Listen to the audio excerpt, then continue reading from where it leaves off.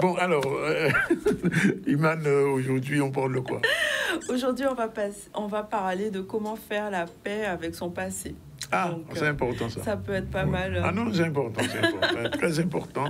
On a un passé douloureux, on a besoin d'effectivement. Exactement. Souvent, c'est un frein en fait à l'épanouissement personnel et à sa faculté à avancer dans ce qu'on souhaite, parce que on a une vision qui est tournée vers le passé. Donc, ça peut être très handicapant. Et en fait, le passé, c'est quoi déjà? C'est tout ce qu'on a vécu. Tout ce qu'on a vécu, mais aussi la représentation de ce qu'on se fait de ce qu'on a vécu. Donc, c'est un résultat de pensée, d'émotions, et ça va orienter aussi nos actions et nos comportements. Donc, l'idée, c'est de pouvoir... Alors, c'est bien de faire référence au passé. Pourquoi? Parce que on peut éviter un danger, et l'idée, c'est de pouvoir s'appuyer sur des expériences qui nous permettent de ne pas faire les mêmes erreurs, en fait. Oui. Mais en même temps, ça peut être invalidant, parce que justement, on a des comportements qui sont liés à une interprétation qui peut être fausse de fait, et ce qui nous empêche d'avancer. Donc l'idée, c'est de pouvoir se dire que le passé ne nous définit pas, mais il peut aussi être un facteur positif, dans le sens où ça peut être une façon de voir les choses, ou en tout cas la façon dont on a réagi par rapport à ces événements, comme un facteur de pouvoir personnel. Donc, on va voir déjà les conséquences du passé, qu'est-ce que ça peut avoir dans un premier temps. Donc, comme je disais, ça peut être positif comme négatif. À la fois, ça peut être associé à un événement dangereux, on va dire, et l'idée, c'est de ne pas refaire les mêmes erreurs. Ou alors ça peut être un sentiment de sécurité, donc le passé, et l'idée, c'est de ne pas reproduire des schémas par exemple amoureux ou professionnels. Ah bon? Oui, parce que si on refait la même erreur, qu'on est attiré par la même personne qui va aboutir à un même résultat, en fait, ça n'a aucun intérêt. Ça dit qu'il ne faut pas divorcer ou réépouser la même personne, c'est ça? Bon, pas la même personne, mais pas le même type de personne. Le même type de personne. Aussi, ça peut être pas mal. Donc, l'idée, c'est de pouvoir s'appuyer sur le passé pour progresser, aller vers quelque chose de plus positif pour soi. Et donc, face au passé, souvent, on peut avoir deux types de réactions.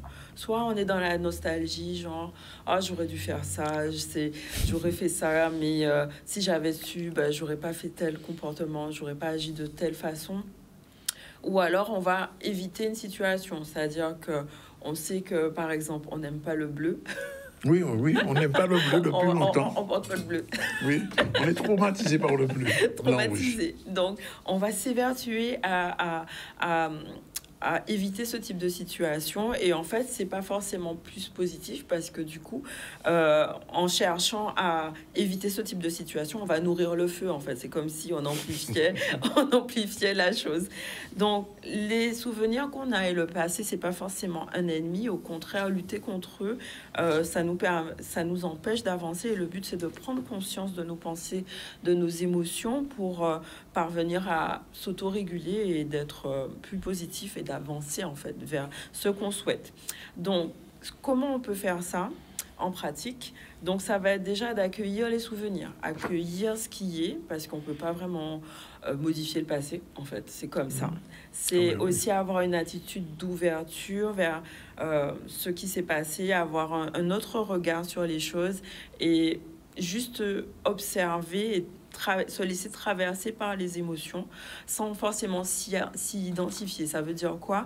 Ça veut dire que si par le passé, j'avais des difficultés à m'exprimer dans une relation, ça veut pas dire que dans toutes les relations, j'aurai cette difficulté-là. C'est peut-être justement l'occasion de se dire, mais j'ai envie de progresser dans ma façon de communiquer.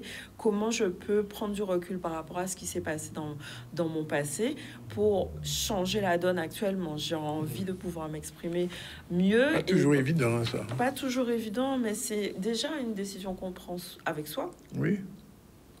Là, c'est le premier pas. C'est comment moi j'ai envie d'être, quelle personne j'ai envie d'être dans l'avenir, et comment cette personne-là réagirait, en fait. C'est pas forcément se positionner en tant que victime, dire ok, bah, c'est comme ça que je fonctionne, il n'y a pas de changement. Non, au contraire, j'ai envie de progresser vers quelque chose de mieux. Donc j'observe ce qui s'est passé et je me dis, j'ai plus envie d'être comme ça, je veux être autrement. D'accord. Et c'est aussi se pardonner, parce que se pardonner, c'est admettre qu'on a fait des erreurs, et peut-être c'est pas forcément des erreurs, mais c'est à l'instant T, on avait ce type d'information-là, donc j'ai réagi de cette façon-là. Maintenant, je suis à T plus 1 ou 2 ou 3 ans, plus, ben, je pourrais réagir différemment maintenant. Et c'est choisir de se libérer de ce poids, de se dire que oh, c'est un signe de faiblesse que j'ai eu, ou je ne me suis pas respectée, ou enfin, je ne sais pas quelle idée on peut avoir dans la tête, mais c'est de se pardonner de ça, en fait, et de se dire que maintenant, on choisit d'être différent.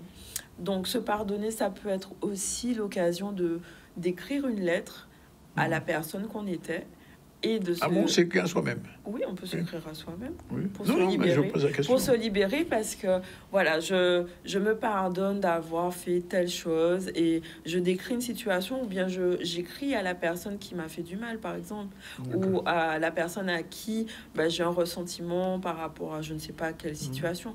Écrire. Alors, vous se pardonnez, mais il faut pardonner aussi à l'autre. Mais en fait, on se pardonne soi d'avoir eu ce type de réaction. C'est pas tellement l'autre, parce que l'autre, il est comme il est. Enfin, je veux dire, on peut pas le changer. On peut pas changer les autres, mais on peut changer la façon dont on perçoit les choses et comment on a vécu la situation. Et c'est vraiment se libérer soi d'abord, pour être plus libre, en fait, dans sa tête. Donc, écrire, c'est vraiment un outil très intéressant. On n'est pas obligé de remettre la lettre à la personne. L'idée, c'est vraiment de se libérer, en fait. Ça libère, c'est vrai. L'écriture est libératrice. Exactement, vraiment, il se libérer, et on peut brûler la lettre, la déchirer, faire ce qu'on veut avec, mais c'est sortir ce qu'on a de la tête, vraiment, ces ruminations un peu en cercle vicieux, on va dire, et se libérer pour pouvoir avoir quelque chose de plus conscient, et d'avoir une attitude vraiment plus en paix avec soi-même.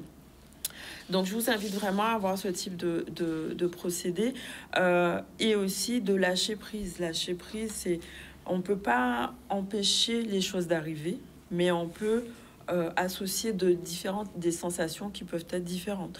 Donc, par exemple, un exercice pratique, ce serait d'écrire une situation, un événement, ou quelque chose qui est important, qui nous a affectés par le passé, de voir quel ressenti on a par rapport à ce souvenir-là, de voir maintenant qu'on a pris de la distance par rapport à cette situation, qu'est-ce qu'on n'avait pas vu, et que maintenant on peut voir qui a changé, ou comment nous on a pu évoluer par rapport à cette situation-là, pour pouvoir prendre de la hauteur, et décider peut-être de se nourrir de cette expérience qui a contribué à la personne que je suis ou que vous êtes, et de pouvoir se libérer, voilà, de ça, et peut-être avoir une phrase positive qui va sortir de tout ça, un genre de mantra. Voilà, je me libère du passé, je laisse aller ce qui est, et le passé n'a plus d'emprise sur moi, parce que je décide d'être une autre type de personne, quoi. Voilà, ce serait l'idée générale. Bon, ouais, d'accord. Alors, pour oublier le bleu, qu'est-ce que je dois faire? Il faut venir me voir, on peut travailler. Parce que là, je vois tout est en rose. Hein. Oui, mais moi, c'est le rose Titanic. Ah, c'était le mois du rose, c'est ça? Faites la paix avec votre passé afin qu'il ne détruise pas votre présent. Exactement. C'est important. Pour Paulo Coelho, écrivain brésilien. Exactement. Un dernier sujet avant de se quitter.